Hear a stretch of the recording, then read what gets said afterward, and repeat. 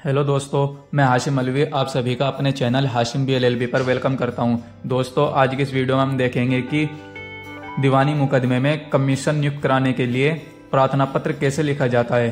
तो सबसे पहले हम यहाँ पर कोर्ट का नाम लिखते हैं कि किस कोर्ट में हम कमीशन नियुक्त कराने के लिए प्रार्थना पत्र दे रहे हैं। तो सबसे पहले न्यायालय सिविल जज सीनियर डिवीजन शामली, यहाँ पर लिख देंगे हम वार्ड नंबर, जो भी हमारे केस का नंबर होगा, यहाँ पर सन 2024। उसके बाद हम यहाँ पर पार्टियों का नाम लिखेंगे। तो सबसे पहले यहाँ पर आ जाएगा हिना आदि बनाम रुखसाना आदि, यहाँ पर लिख देंगे हम प्रार्थना पत्र वास्ते नियुक्त कमीशन।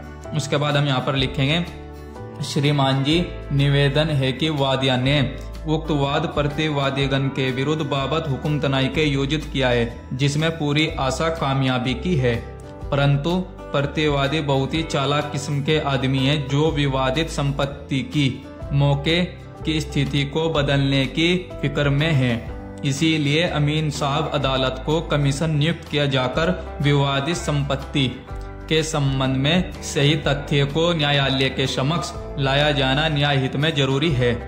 अतः श्रीमान जी से प्रार्थना है कि अमीन साहब अदालत को कमीशन नियुक्त किया जाकर निम्न तथ्यों पर न्यायालय के समक्ष रिपोर्ट मंगाए जाने के आदेश पारित किए जाएं, आपकी अति कृपा होगी।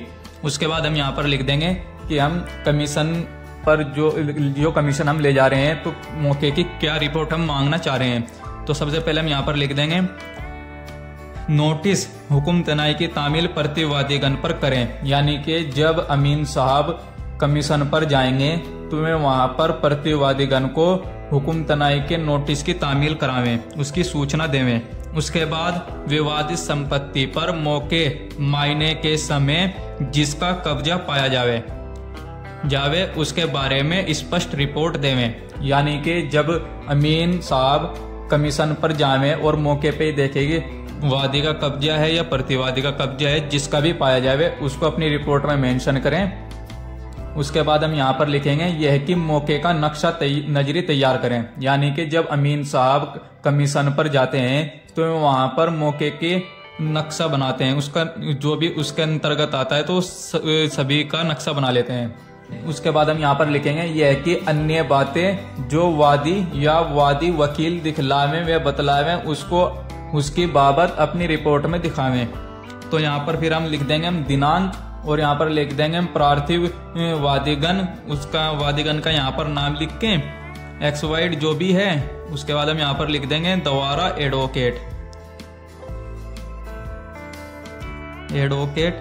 ये हमारी एप्लीकेशन तैयार हो गई, जिसको हम फिर कोर्ट में मूव कर देते हैं और कोर्ट जो है इस पर आदेश कर देती है और अमीन साहब के नाम परवाना चला जाता है और फिर अमीन साहब मौके पर कमीशन लेकर चले जाते हैं। तो दोस्तों, उम्मीद करता हूँ आपको ये वीडियो पसंद आई होगी, तो वीडियो को लाइक कीजिए, शेयर कीजिए।